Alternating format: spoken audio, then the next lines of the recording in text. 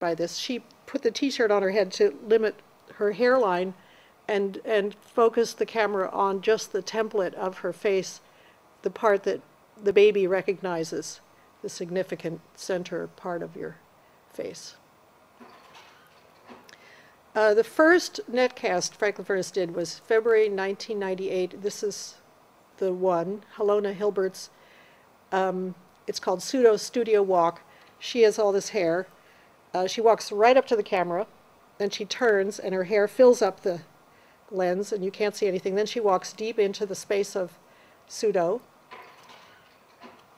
and then she walks up to the camera, and then into the loft, up to the camera, into the loft, up to the camera, into the loft.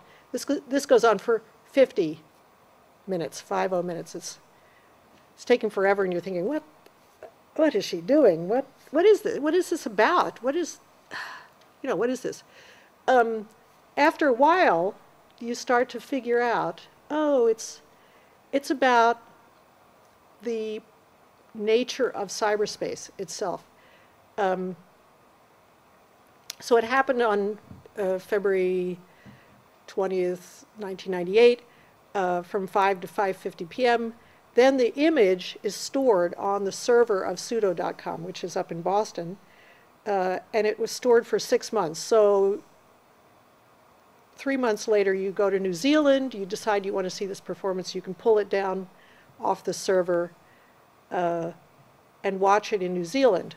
So the questions that are raised by this performance are, what is the time of cyberspace, and what is the space? Where is the performance located? Is it in the server? Is it in the body of the net? Is it in the body of the artist? The time and space, the nature of time and space as presented on the internet ends up being the subject of this performance, which looks very simple and then ends up being completely profound. This was the first performance that Frank first presented on the internet, and the chat lines were full of comment, but they were full of comment like, nice ass. So we then realized we might have to prime the pump and send some interns out to stations around the city to raise the level of discourse. The other tricks you can pull on the internet include animation. Nora York's performance includes an image of Nancy Spiros that is animated on top of hers. This artist, Racy Wright, is critiquing digital technology itself and talking about how digital technology is an extension of the MO of artists for time immemorial, which has always been to just steal the ideas that have come before, except now it's way easier. Anahi Caceres was performing in New York, but also in Argentina. There was a part of her performance, it was a bicontinental event. Andrea Poli is making music with her eye movements by using tracking technology developed by the Department of Defense.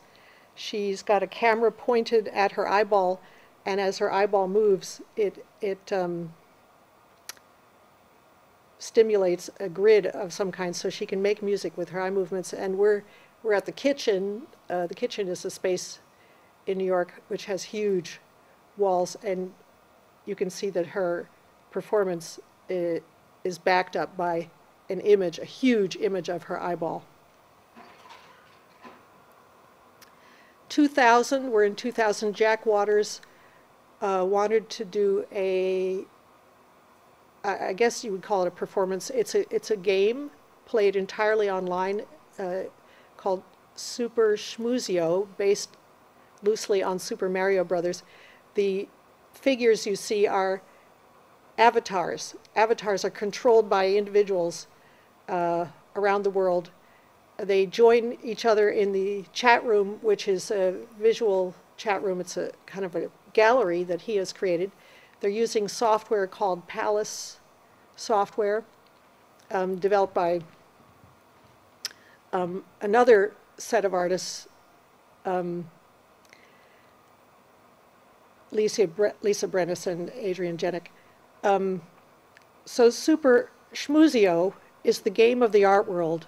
It's a game played by avatars who talk to each other in this chat room. You're trying to advance your career.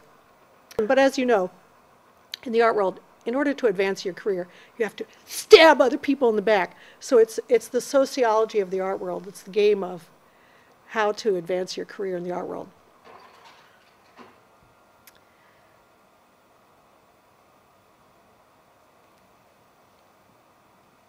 I wonder how to end the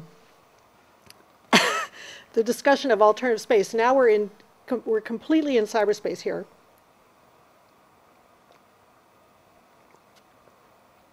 But I don't want to leave you with the impression that this is where I believe the alternative space movement is headed.